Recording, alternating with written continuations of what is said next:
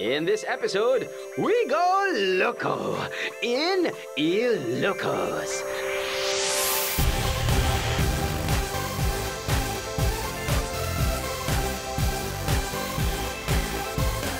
Dahil every once in a while, it's time to go cray-cray on your vacay. Take a detour from your usual routine. A one-of-a-kind adventure is waiting. Ano, sama kayo sa biyahe ko? Senyor Viajero, es muy loco. Sa loob ng humigit kumulang 6 na oras mula Maynila, makakarating ka na sa Ilocos Sur. Ito ang probinsya kasunod lamang ng La Union sa Hilaga. Isa sa mga bayan ng Ilocos Sur na dinaraanan ng mga biyahero at turista ay ang bayan ng Santiago.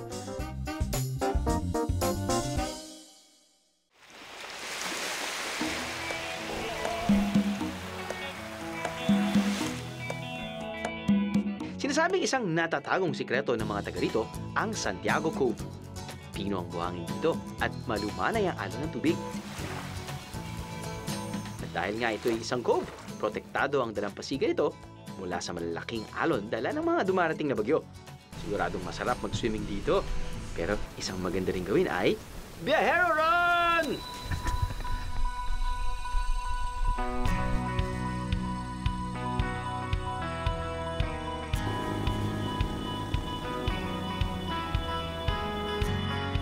Maganda ang kalsada palibot ng cove. At kung maganda ang pacing mo, matatakbo mo ang magkabilang dulo nito sa loob ng humigit kumulang 15 minuto lamang.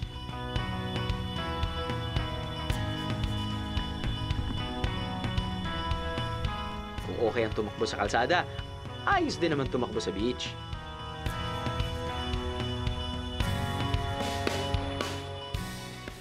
Alright. What a good 200-meter run! Just kidding. Good morning mga biyero. Sa harap natin ay ang Santiago Cove dito sa Santiago, Ilocos Sur. Where the hell is Santiago? Ako rin di ba? Para sa may Santiago. Apparently, dinadaanan lang natin to. Kaya magagaling tayo sa Manila. Dadaanan natin ang San Juan, San Fernando, La Union. Dadaanan natin tong part ng Ilocos Sur, which is Santiago. Going to Ilocos Norte, which is Lawag. You've got your Vigan, etc. etc. Pero, ba't natin ito dinadaan lang? If you wanna go loco, you gotta go to Santiago. Ready? Ready. May mga marirentahang cottage sa gilid ng beach at may mga kainan din. Pero ang tinuluyan namin yata ang pinakamaganda sa lahat ng accommodations dito sa Santiago Cove.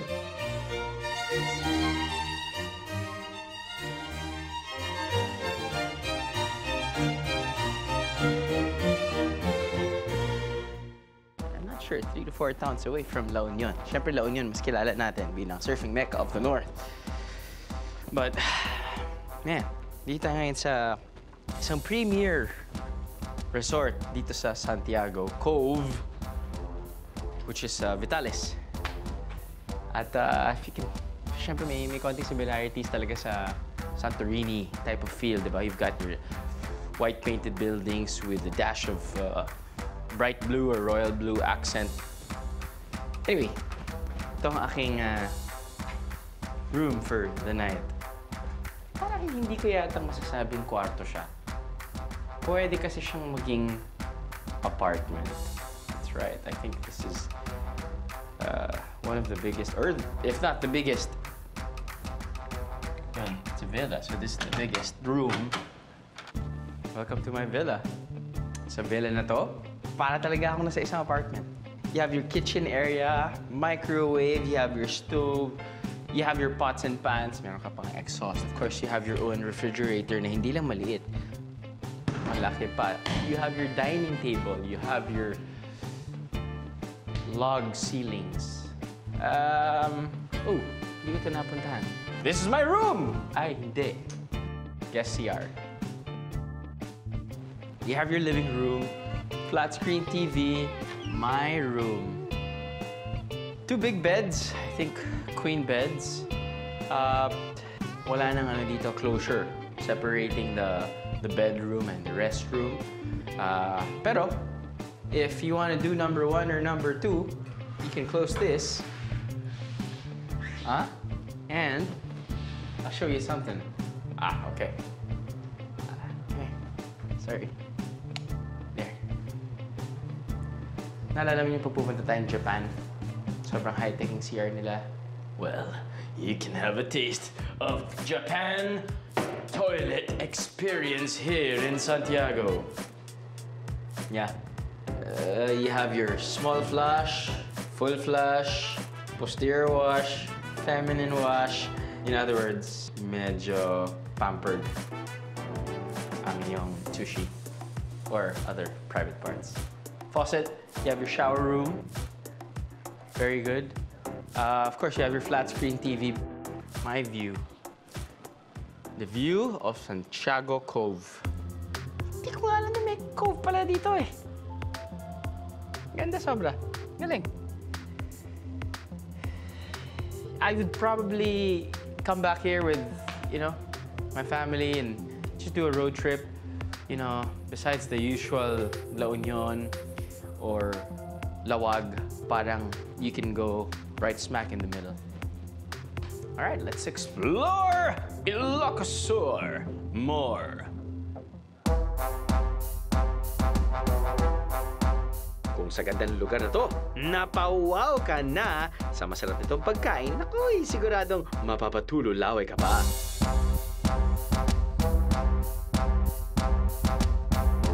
Kasabay ng Greek-inspired motif na lugar ay ang Greek Mediterranean cuisine ito na may Ilocano twist.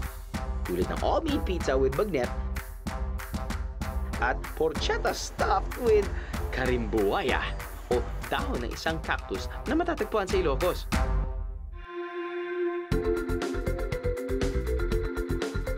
Bukod pa to, syempre sa iba't ibang water activities na masusubukan while enjoying the beauty of Santiago Cove.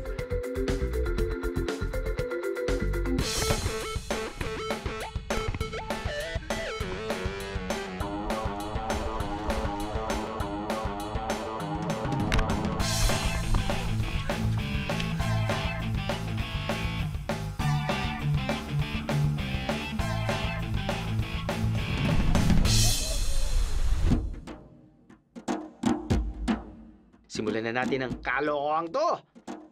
Umakyat na tayo ng bundok! Kayang-kaya ito ni Mami, ni Papa.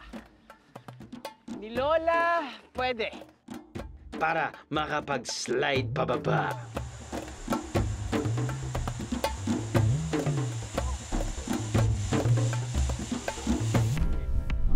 Umakyat ulit ng bundok para makapag-glide pababa.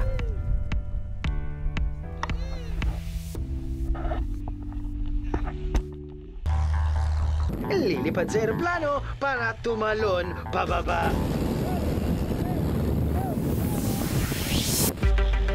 Tataas, bababa, tataas, bababa, bababa, aba, bababa. Susunod na yan sa biyahe. Ano, sama ka sa biyahe ko? Ano, sama ka sa biyahe ko?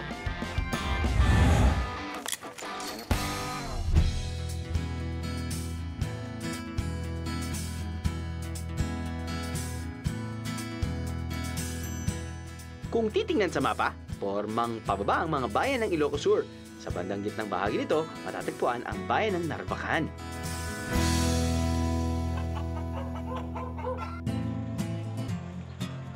Isang stopover ang bayan ng Narvacan para sa mga biyahero dahil dito raw nabibili ang masarap na classic Ilocano bagnet. Madaling araw sinisimulang iluto ang mamantika at malutong na liempong ito. At kung ayaw mong maubusan, maaga pa lang abangan mo na to sa palengke ng Narvacan. Ngayon daw ay hindi lamang bagnet ang dinarayo ng mga biyahero sa Narvacan, kundi adventure. Dahil talagang pwedeng gawin dito sa Ilocos eh. Actually, ang Narvacan, when we first came here, there was nothing. Narvacan is like a pass on the way to vegan. But vegan is a great anchor. Let's do something here, you know. If you take a car, how many hours is it away from Manila? 7. Around 7. Okay. How many meters again? Going to The whole cable is 250. 50. But the vertical height is only 150.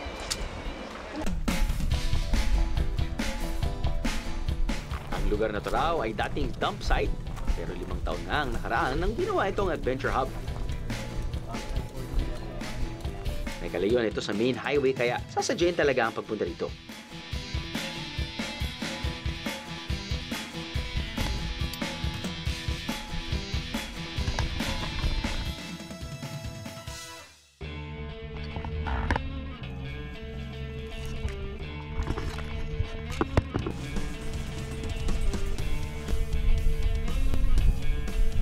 Okay mga bihero, after, I don't know, probably 10 minutes of climbing this mountain, rock climbing. Actually, it's not too hard. We're probably now here at 75 meters up and we're almost there actually. So I'll see you there.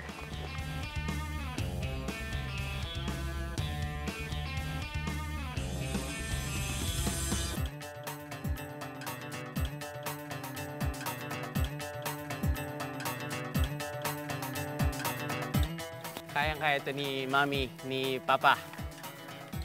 Ni Lola, pwede. Ganda. It's beautiful. So para sa mga gusto mag-zipline lang, akit sila dito. Dito. Yeah, less than 100 meters up.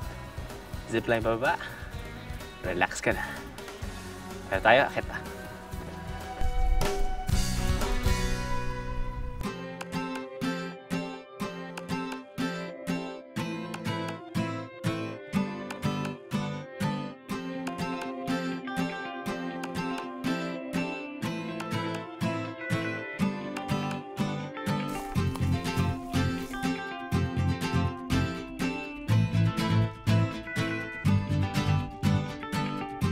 Matapos ang ilang metrong medyo madaling akyatan, magsisimula na ang mas mahirap na parte ng Via Ferrata o Iron Road. Halos vertical o patayo na ang pag-akyat sa bundok gamit ang mga steel rung o mga bakal na tapakan na itinusok sa gilid ng mga bato.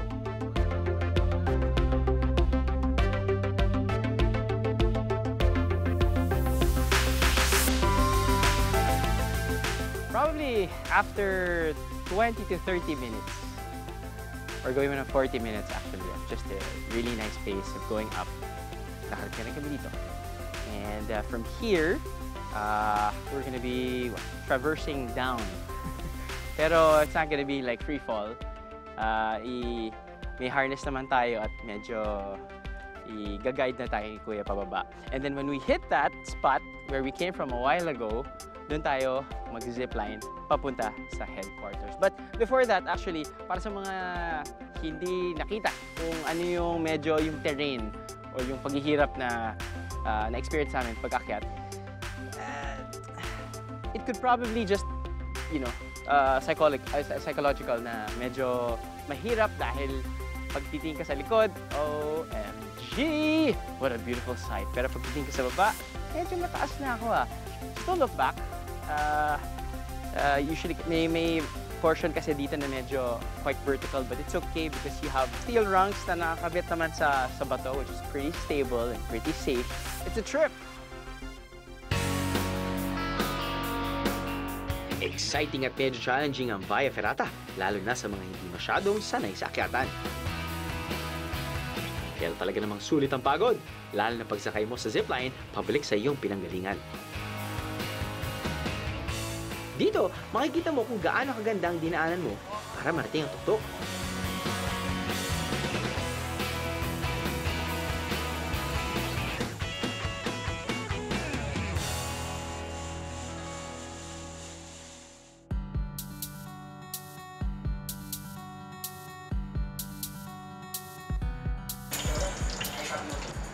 Pagbaba ng zipline, Nag-aabang naman sa iyo ang isang restaurant na may ilang traditional Ilocano dishes at iba pang specialties.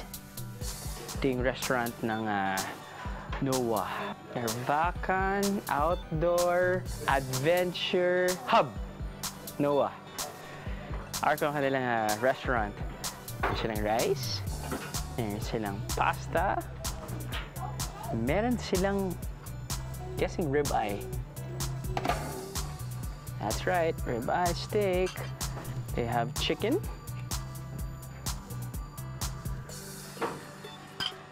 They have some pork.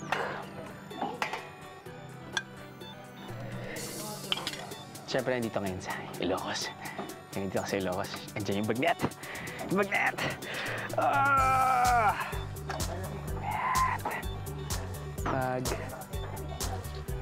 Bag. Bagnet. At ang aking paborito.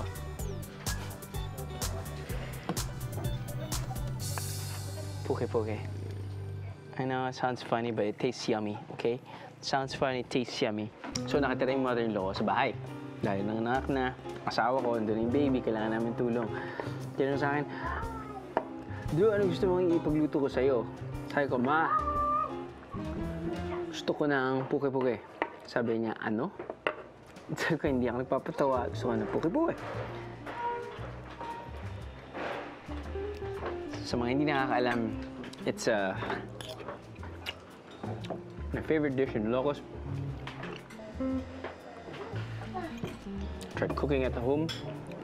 I think yung importante dyan ay you grill the eggplant first before you mix it with, yun na, gigisa mo na ng other stuff.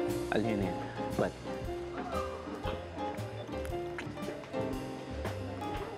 mainit pala sa labas. Yun. But anyway,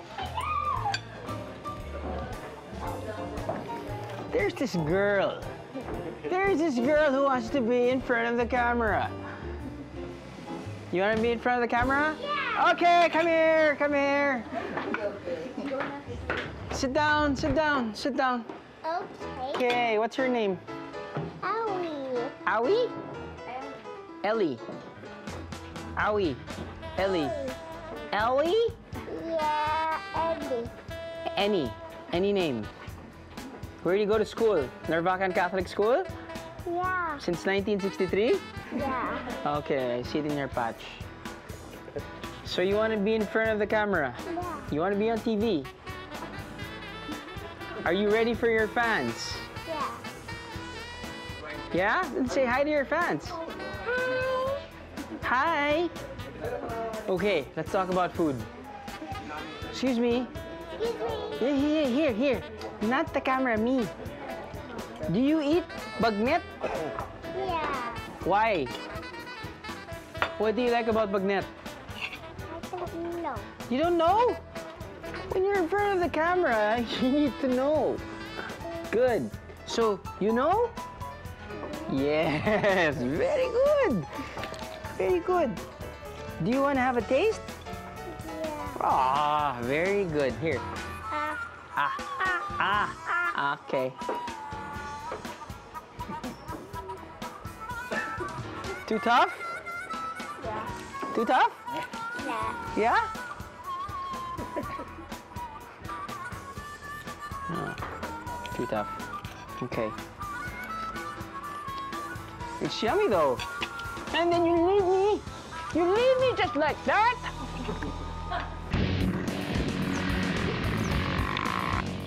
Para sa mga hindi masyadong mahilig sa heights, baka naman speed ang hanap nyo. 2 wheels?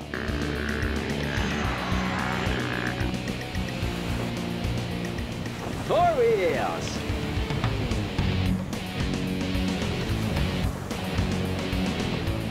Beachside Adventure!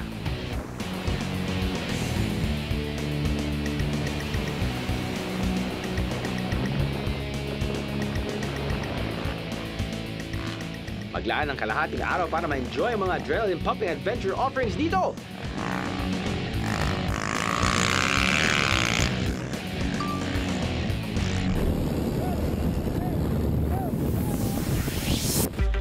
Pero kung bitin ka pa sa pag-akyat sa bundok, aba, tara, lipad na!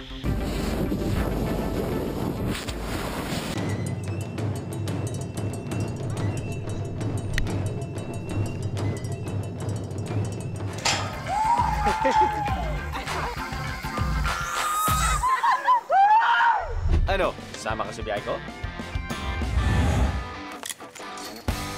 Ano? Sama ka sa biyahe ko?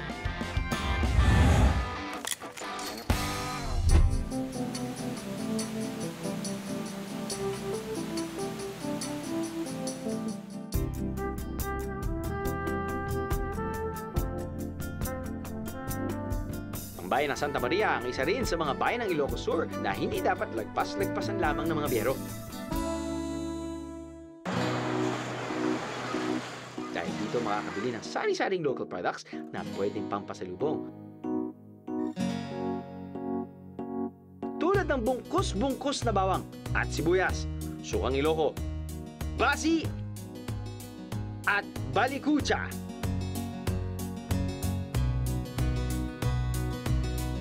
Ang balikucha ay isang matamis na pagkain na minsan ay tinatawag ding panutsa. Mula ito sa katas ng tubo o sugarcane na pinukukuluan hanggang sa lumapot. Pupunta sa bukid, magtatabas, kukuha kami ng tubo, tapos dadalhin dito sa crushing machine. Kukunin namin yung juice niya, saka namin lulutuin para maging panutsa o kaya yung muscovado. Yung isa, hindi namin binibilad sa araw para buhay siya. Medyo mas magandang kagatin, makunat-kunat siya. Kanununuan na, but our crushing machine is about 18th century. Dito naman, ang perganta namin sa muscovado, 150. Ang malapot na katas ng tubo ay isinasabit sa isang pako at hinihila ng maraming beses hanggang sa unti-unting tumigas at maging pino ang mga hibla. At pag okay na, voila! Pwede nang pampatamis ng mga inumin tulad ng kape, ang balikucha. Pwede rin itong papakin ng parang candy. For relaxation naman, nariyan ang Pinsal Falls. Ang pangalan ng falls na to ay Pinsal Falls. It falls from 85 feet, 60 feet below sea level. Basta start ng rainy days po, mga the months of June, July, August, September, gano'n. Hanggang matapos po yung rainy days. Una po, mag-courtesy call po sila sa mayor's office, tapos assisted by the tourism officer po. Bale ho, ang pagpunta po dito sa Pinsal Falls, wala ho tayong entrance fee kasi we are still on the process of developing the site. Sa taas nitong 85 feet, sinasabi ito ng araw ang pinakamataas na waterfall sa Ilocos Sur. May mga cottage sa paligid ng falls kung saan pwedeng magpahinga o mag-picnic ang mga bisita. At kung gusto namang makita ang kakaibang view mula sa tuktok, umakyat lang sa inukit na hagdan sa gilid ng falls.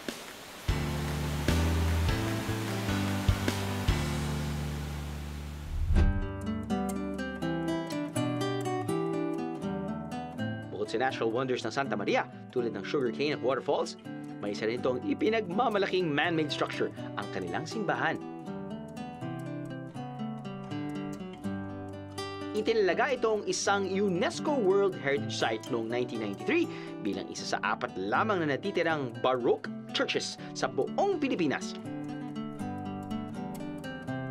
Ang 3 pang Baroque churches ay matatagpuan sa Maynila, sa Paway, Ilocos Norte, at sa Miagao, Iloilo.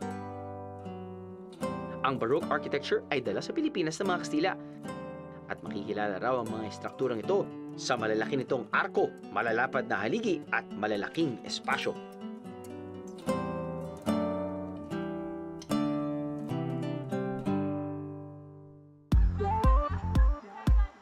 Pero isa sa mga pinakamasaya at enjoyable na pagtatagpo ng natural at man-made structure ay mararanasan dito sa Santa Maria.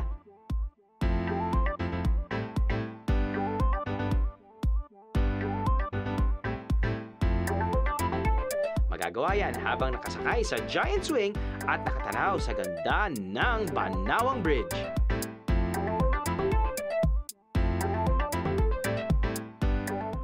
Pwede ring mag-wall climbing para sa mga matataas na vantage point.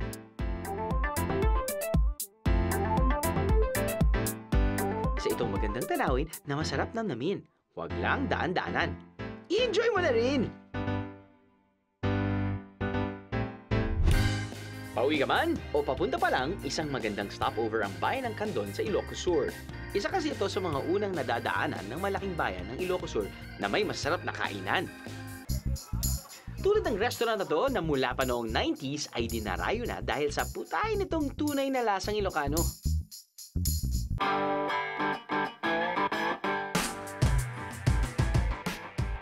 Being an Ilocano, I should specialize in Ilocano cuisine and I have to improve the Ilocano cuisine as well.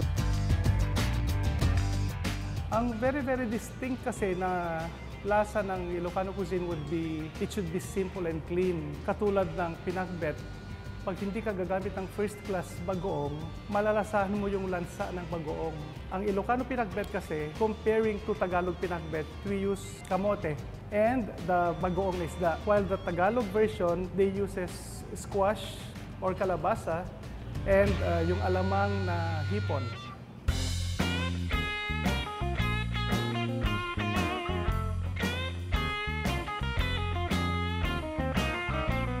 Yung pinapaitan na ginawa ko kanina, that's an old family heirloom recipe. It comprises of the spinal column bone marrow, tenderloin, beef tenderloin, liver, and tripe. Ang papait kasi, tatlong parte sa loob ng katawan ng baka. Yung una, yung first class niya, kung saan nandun yung bile, may lasa siyang bittersweet. Yung papait pag raw pa lang, straight from the intestine. If you're going to dip your finger, konti lang. Lasahan mo. After swallowing, may manamis-namis na malalasahan ka. As always, pagdating sa survival, they must learn how to survive on their own, mga leftovers or yung mga trimmings ng mga amo nila. So they have to come up with something for them to have good dish, maski sabihin na nating mga katulong lang sila or mga kusinero sa kusina. Being pagkamasinop na Ilocano, they have to come up with something. Yung pait niya, it perks up the flavor, it gives flavor.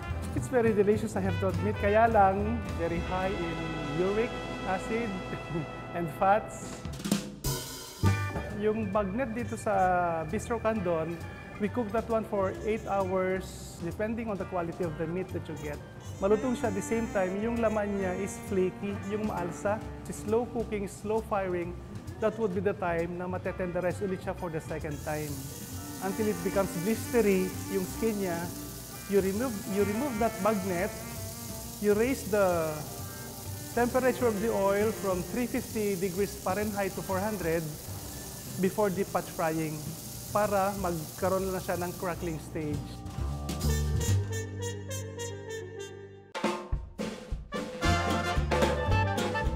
Sa paglipas ng panahon, sa kanilang classic Ilocano dishes, nagkakaroon na rin ng fusion sa iba pang international cuisine tulad ng pakbet pizza, poke-poke pizza, at lechon baka in pita pockets.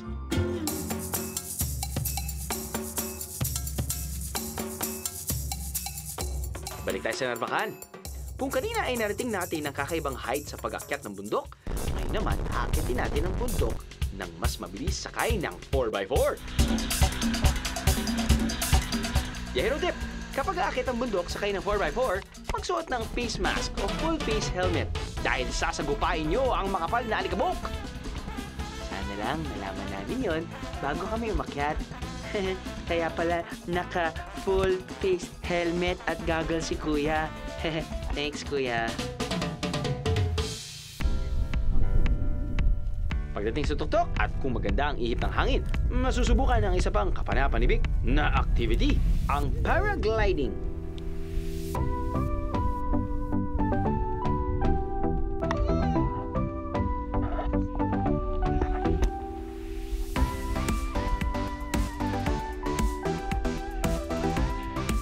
Aabot ng 10 minuto ang paragliding adventure, pero maaring patagalin pa depende sa ganda ng ihip ng hangin.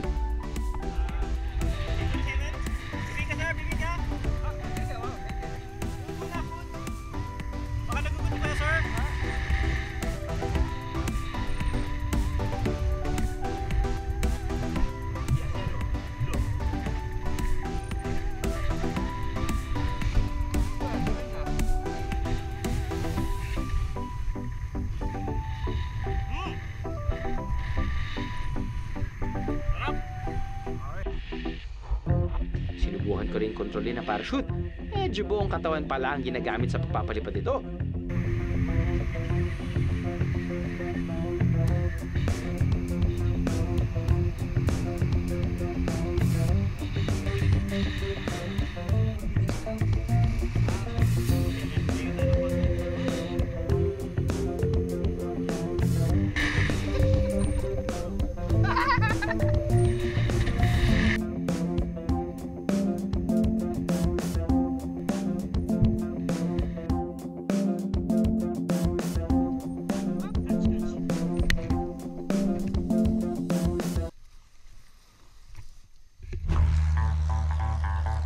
Ano? Adventure ba? Adrenaline ba? Tama na, kalma na. Di rin!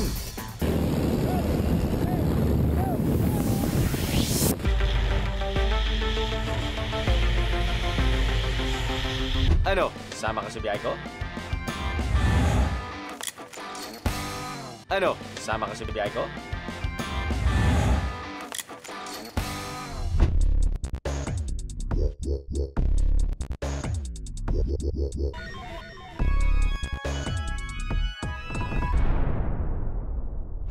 Eh yung umakyat ka na ng bundok, lumipad ka na't lahat, bitin ka pa rin sa adrenaline at sa heights. If you really want to go loco and get crazy high, I mean literally high, as in 10,000 feet above ground high, isa lang ang sagot dyan. Ang ultimate trip para sa adrenaline junkies, skydiving. So skydiving is our locations with only two here in Vegan, and in Cebu is the only two locations that are certified instructors here in the country. So Patrick's got over 1,700 skydives, multiple ratings. He's a wingsuit champion as well. And then I've grown up around skydiving my whole life. I made my first jump when I was 11. I'm actually a safety and training advisor for the United States Parachute Association. So our end goal is to bring skydiving, like civilized skydiving, here to the Philippines. The keyword is safety. Kaya lahat ng mga kinakailangan gamit ay dumadaan sa double checking. Straps are good, routed correctly. Belly band's good. Chest strap's good. Shoulders are good, routed correctly. We're gonna put these back on. One. Back band looks okay. Duct tape looks okay. At triple checking. All of our equipment too has what's called an automatic activation device, an AAD. So that one is on. Reserve looks good. Check the main parachute. Good green, routed correctly. Should work. Rain packed at last, so we'll see. 10,000? About 10,000 feet. Maybe a little bit higher if we can get some extra height. So that's how many seconds of free fall? About 45 to 50 seconds. It's a solid free fall. And then we'll be under the parachute for about 5 to 7 minutes. Luckily, this is my third time to do skydiving. First one was in Clark years ago. Second time was in Guam probably 2 or 3 years ago. And now we're here in Ilocos Norte. Tama? Norte na tayo, no? But then anyway, we're jumping off. We're flying from Vigan Airport. And yeah, tama ko si Patrick and Cody. They're gonna be once with parachutes. I don't have a parachute.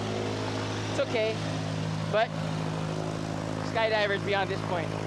Skydivers beyond this point.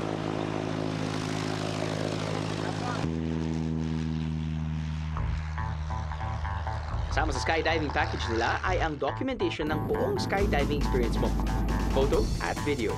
Sulit na sulit. Ang presyo nga pala ng skydiving package ay 18,000 pesos per person. Pero ang experience sa pagtalon mula sa aeroplano at paglanding sa lupa ng buhay, priceless.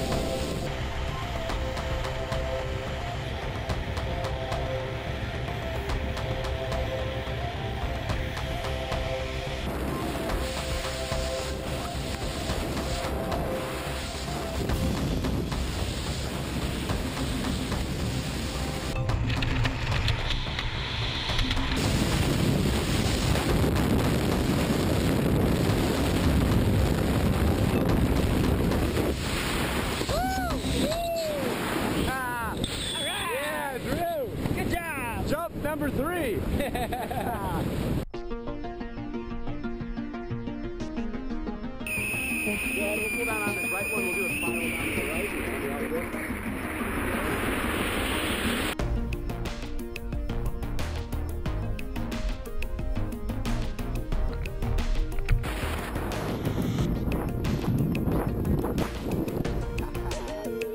Perfect. Let me group this here. Go 1, 2. You're free, Drew. Let me help you out. Drew. High five. You did it. Hey. How was that, man? Awesome. It's pretty good. You want to go again? Let's go. Woo. Thank you so much for joining us today. Thank you. Yeah. Sa mga bihero, it took us probably like what, I don't know, 25 minutes. 25 minutes. When we reached 10K? 10,000. Yep. 10,000 feet. 10,000. Actually, the first 2 dives kasi iba yung pagka-dive ko, which was I think just the standard, but I think what Corey did was like do a back. A little bit of back. Yeah. No big deal. So it was pretty fun, pretty fast, pretty cold, and now it's hot. Good change. Yeah. Good job, It was man. all right. Well Thank you, done. man. Congratulations. Thank you. When you go to Ilocos, you have to go loco! Sa dami ng adventure at kakaiba pang mga bagay na pwede mag-enjoy rito, mapa-natural man o man-made, you have to be crazy to just pass it by. Take a detour, make a stop. Ay iba naman sa nakasanayan. Magandang makakita ng bago sa dinadaan-daanan lang. Bagong experience. Bagong lasa. Kahit natikman, nagawa mo na, subukan mo sa iba. Dahil sa bagong experience nila, siguradong mabubuhay muli sa iyong sarili ang sense of wonder and excitement. That'll make you go loco over Ilocos all over again.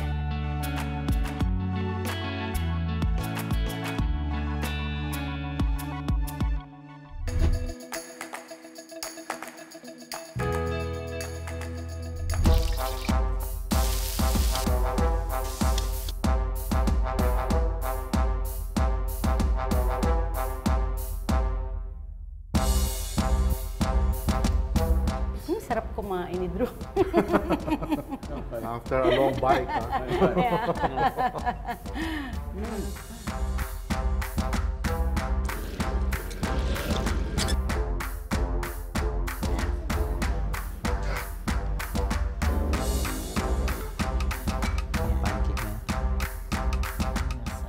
Parang puto.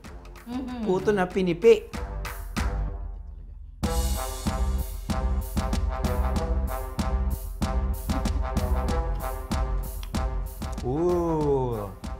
Ito masarap.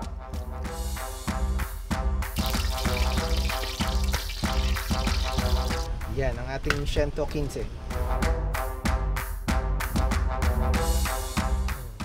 Baboy ramo yan? Baboy Ramo rin to. Yung pangalan Tagaytay, galing kasi sa Baboy Ramo yun eh. Merong isang event na yung bata hinabol ng Baboy Ramo. Kaya sumigaw siya, Tagaytay. Tagaytay. Bakit Tagaytay? Natakot yung bata, pinapatagaan niya sa tatay niya yung Baboy Ramo. Kaya doon ang galing yung pangalan ng Tagaytay. No way! Talaga. Sarap! Sarap siya! Sarap ba? Kulang na nga lang ng kanin eh. Yun. I love it. Ano? Sama ka sa biyahe ko?